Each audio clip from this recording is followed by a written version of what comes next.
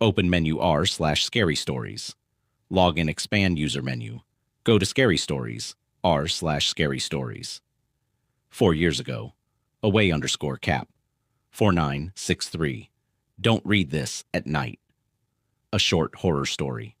At the end of a quiet road, behind a veil of twisted black oak trees, there was a house. A woman lived there. On bitter nights like this one, she sat by the fire and read until she grew tired enough for sleep. But on this night, as her lids grew heavy, she was startled by a sound. A sound she wasn't accustomed to hearing these days.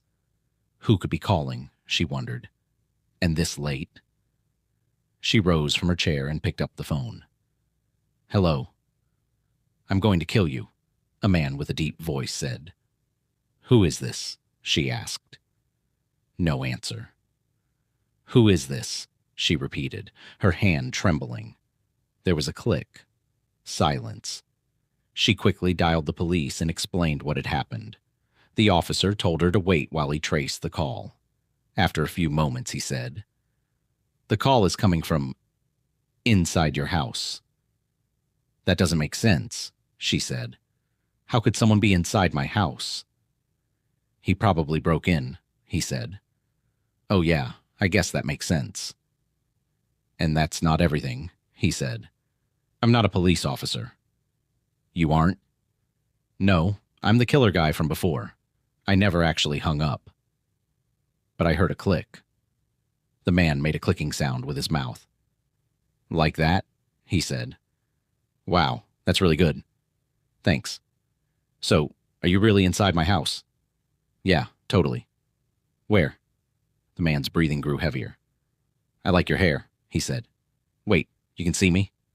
Yes. Wait, you like my hair? It's really nice. If you can see me, then what am I wearing? Looks like a blouse from Banana and a skirt from Ann Taylor Loft.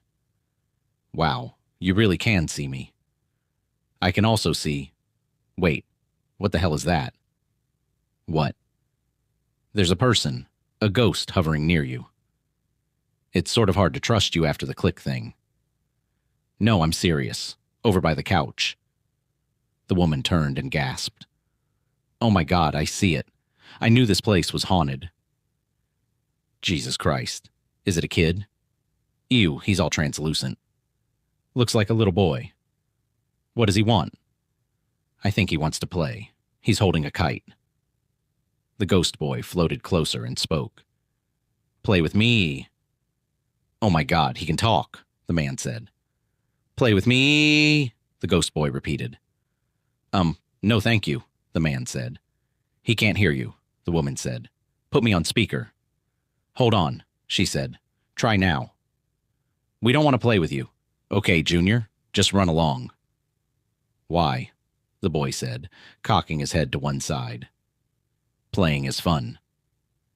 No, it isn't, the man yelled. Who are you? The ghost boy asked the woman. Why are you in my house? Oh, I'm Ellen. I actually live in this house now. And the voice you're hearing on the phone is... I didn't get your name. It's, Douglas, the man said reluctantly. Douglas is hiding somewhere in here to kill me, right, Douglas? Ellen said. That was the plan, Douglas said. And you guys are scared of a kid with a kite? Jesus, the ghost boy said. A dead kid with a kite, Douglas said. There was a heavy silence for several moments. Suddenly, the doorbell rang. Expecting someone? Douglas asked. It rang again. Ellen walked over and opened it. Standing there was a hulking man in ratty clothes, barely concealing a bloodied machete behind his back. Pardon me, ma'am, he said. My car broke down and I was wondering if I could charge my phone in your house. Sorry, I don't think so, Ellen said, starting to close the door. The man shoved his foot inside. Well, I do think so, he said. Ellen stumbled and fell to the ground. Who the hell is that? Douglas screamed. I'm a homicidal drifter. Who the hell are you? The drifter said, confused. Where's that voice coming from? He's a killer hiding in my house, Ellen said, holding up the phone. Douglas. Hiding? Where? The drifter asked, looking around nervously. He's in the closet, the ghost boy said. What in the shit is that? The drifter screamed. I'm a ghost. I used to live here like 100 years ago. Oh, and let me guess, you don't want to play with me. Hell no, I don't want to play with you. What's going on in here? What's going on is no one will play with me. For Christ's sake, no one's flying a kite at night, Douglas shouted. Give it up. The ghost boy began to cry. Now you made him cry, Douglas, Ellen chided. Sorry if I'm a little on edge because you let a killer into the house, Douglas said. First of all, I didn't let him in. He busted in, Ellen said. It's true, I did, the drifter said. Second of all, you're also a killer, Douglas. Touché, the drifter said. And third of all, don't say sorry to me. Say sorry to the dead kid. Okay, I'm sorry. I shouldn't have snapped at you, Douglas said. The ghost boy smiled.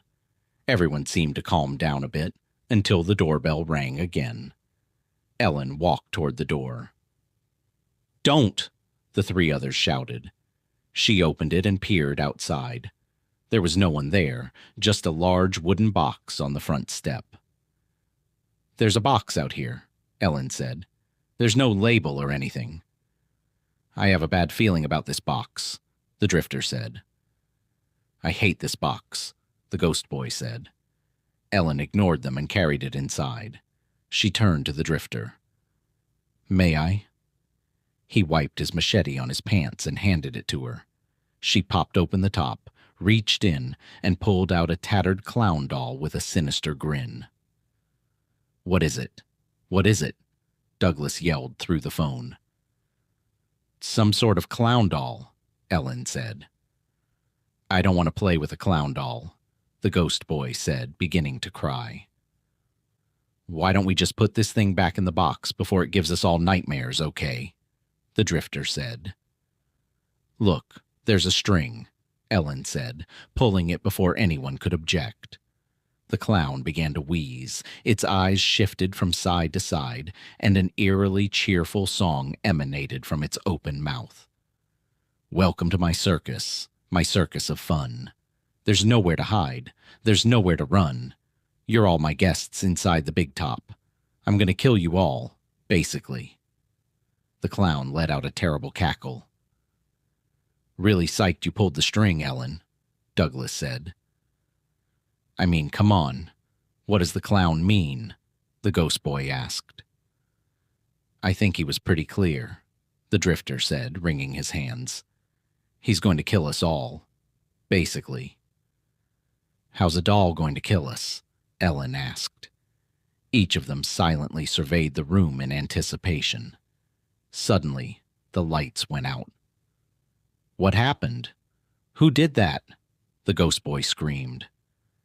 I can't see anything, the drifter said. I literally can't see anything because it's too dark now. Through the darkness, Ellen let out a cry.